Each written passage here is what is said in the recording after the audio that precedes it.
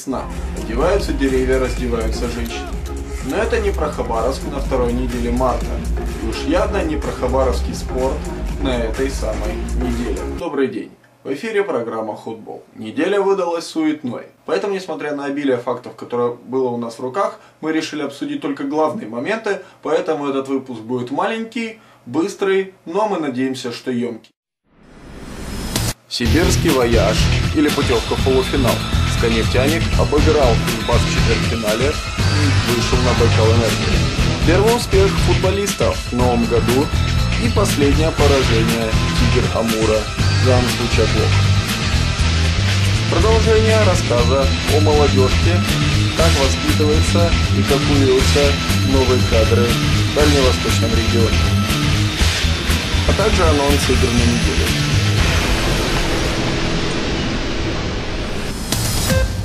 Несмотря на ожидаемое доминирование «Сканефтяника» в паре с Кузбассом в четвертьфинальных играх, было довольно напряженно на игре в Кемерово, в результате чего интрига сохранялась до конца.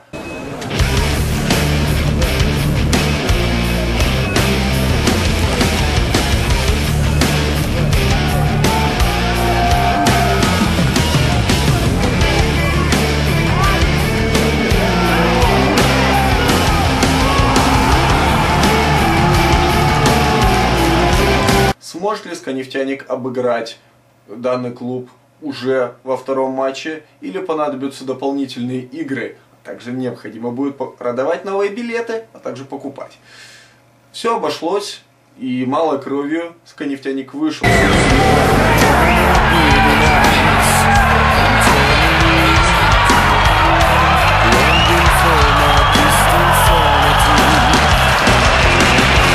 Кстати, приносим свои извинения. Уэль Оттен в отличной форме, и Михаил Юрьев, несмотря на то, что не прокомментировал события, было очевидно, что выпустили специально Яшина для того, чтобы он потренировался на слабой команде, как «Динамо Казань». Но вернемся к Кузбассу.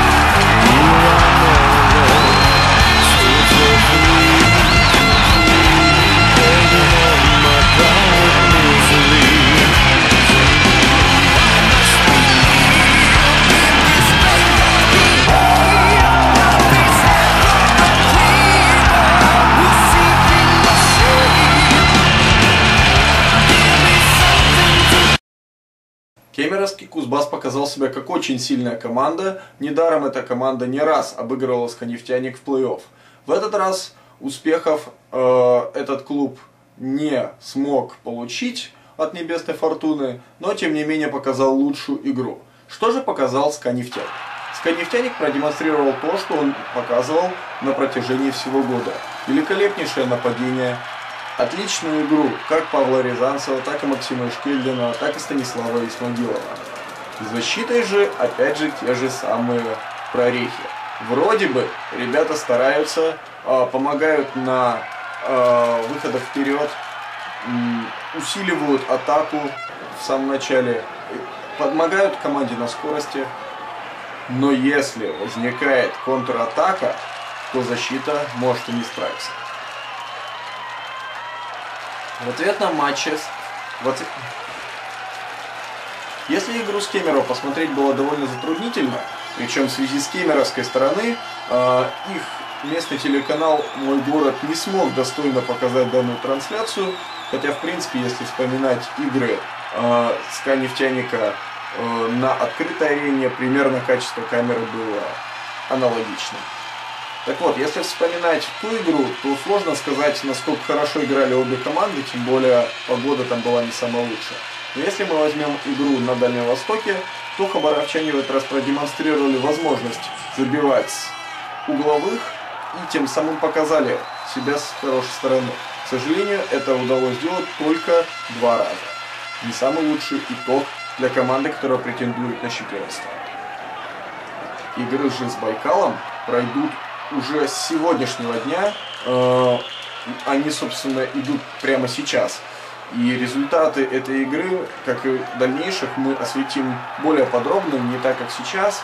Можно лишь отметить, что для того, чтобы попытаться выиграть у Иркутска, причем на их поле в первую очередь, потому что ключевая игра пройдет не только у нас, но и у них на арене, на стадионе Труд, необходимо будет очень мощно сковать оборону и готовиться биться не только на поле соперника, но и на родной половине поля. Удастся ли это сделать Михаилу Юрьеву, узнаем уже сегодня вечером по окончанию игры.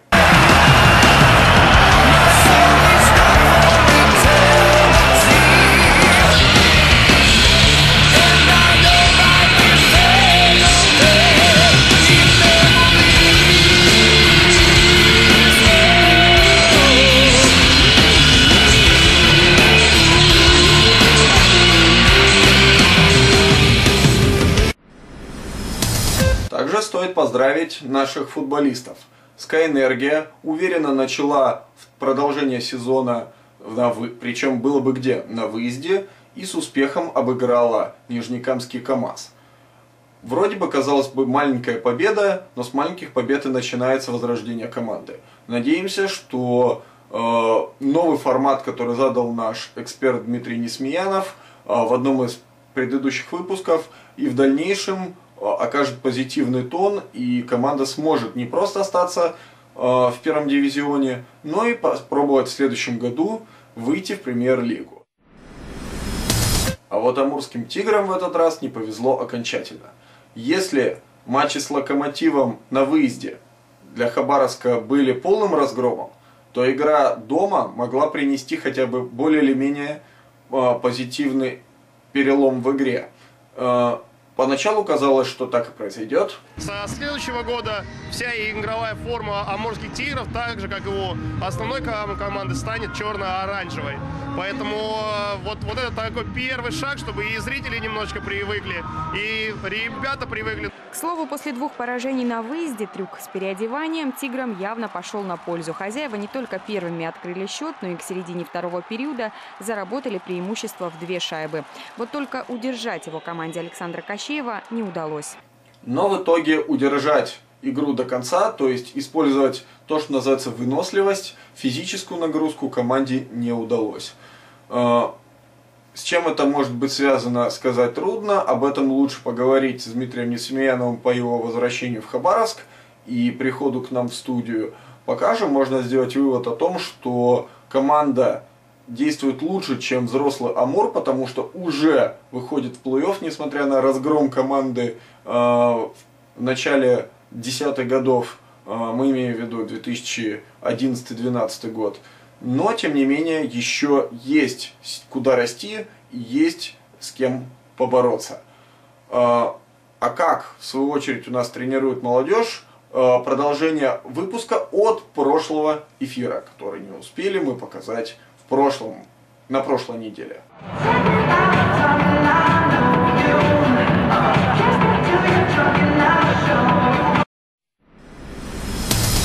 Есть предложение, как только Дмитрий Несмеянов вернется, поговорить с ним о воспитании молодежи как в футболе, так и в хоккее на дальневосточной земле, в частности в городе Хабаровске. Поэтому эту тему мы разовьем в ближайшем будущем. Пока что будем следить за развитием событий и обязательно поделимся своими впечатлениями и анализом по поводу полуфинала Байкал-Энергия «Скай-Нефтяник». Немножко анонса на следующую неделю. В среду в 19:00 на стадионе имени Ленина состоится игра со вторым составом московского «Спартака». Дорогие хабаровчане, в среду 16 марта нам предстоит очень важная игра с московским «Спартаком». Победа в этом матче нужна как воздух. От лица команды приглашаю вас в 19:00 на стадион имени Ленина. Вы наш 12-й игрок, а вместе мы одна команда. Нам очень нужна ваша горячая поддержка. А также на выезде игра с «Факелом» Воронеж 20 марта. 2 игры с Иркутском 14 и 15 числа и в случае необходимости ответные игры. Решающая битва за выход в финал чемпионата страны. «Скай-Нефтяник» против иркутской «Байкал-Энергии». 18 и 19 марта. Арена Яровей. Начало в 19 часов. Билеты в кассах арены Яровей и Платинум арены.